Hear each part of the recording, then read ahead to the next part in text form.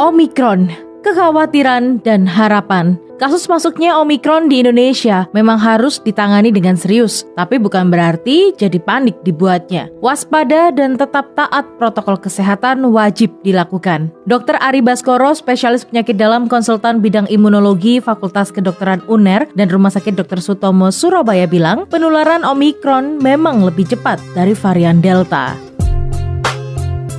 Prinsipnya cepat atau lambat, memang bisa kita prediksi Omikron itu pasti akan masuk Indonesia karena sudah dinyatakan secara resmi oleh Pak Menkes ya, memang sudah terdeteksi di Indonesia ya. Ya harapan kita semua tidak usah terlalu gelisah karena sebetulnya ada hikmahnya kalau saya memandang dari sudut keilmuan saya, jangan terlalu cemas karena perkembangan yang kami ikuti dan dari perkembangan keilmuan dari teman-teman ahli imunologi di luar negeri. Jadi virus ini, Omikron ini memang daya tularnya itu jelas, itu sudah terbukti betul, meningkat kalau dibandingkan varian Delta. Varian Delta itu masih kalah dibanding Omikron. Jadi Omikron itu dinyatakan tingkat penularannya 4,2 kali lipat dibanding varian Delta. Itu penularannya ya, berarti dengan cepat sekali dia akan menyebar.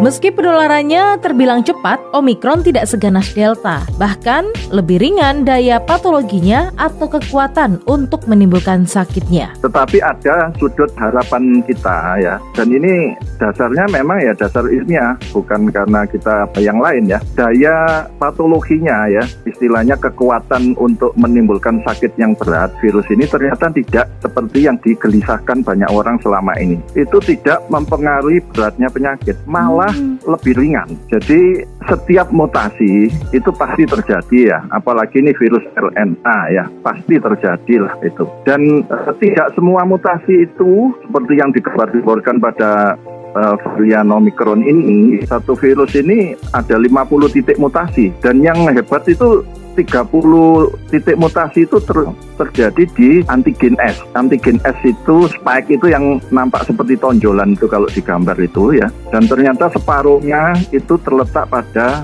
segmen yang menentukan, namanya RBD ya, reseptor binding domain. Jadi RBD ini tempat melekatnya virus ini pada sel manusia sehingga virus bisa menular. Nah itu di situ lokasinya. Jadi memang jelas karena lokasinya di situ, maka memang terbukti dia menular ya. Tetapi, nah ini tetapi, kalau saya ini hikmah ya, ternyata perkembangannya tidak seganas varian Delta.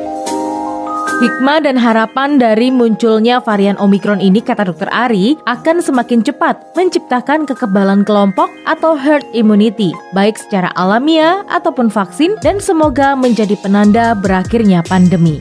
Nah, jadi apa yang bisa kita petik dari ini? Sangat mungkin nanti skenarionya kita berharap, saya dari sudut keilmuan kami ya, nanti kalau orang sudah banyak terpapar oleh virus yang ringan ini ya, insya Allah betul-betul ringan ya, tidak menimbulkan dampak kematian, tidak menimbulkan sakit yang berat, tapi kita disangoni istilahnya kali imunitas yang protektif, maka insya Allah kita bisa terhindar dari infeksi virus yang berat seperti varian Delta.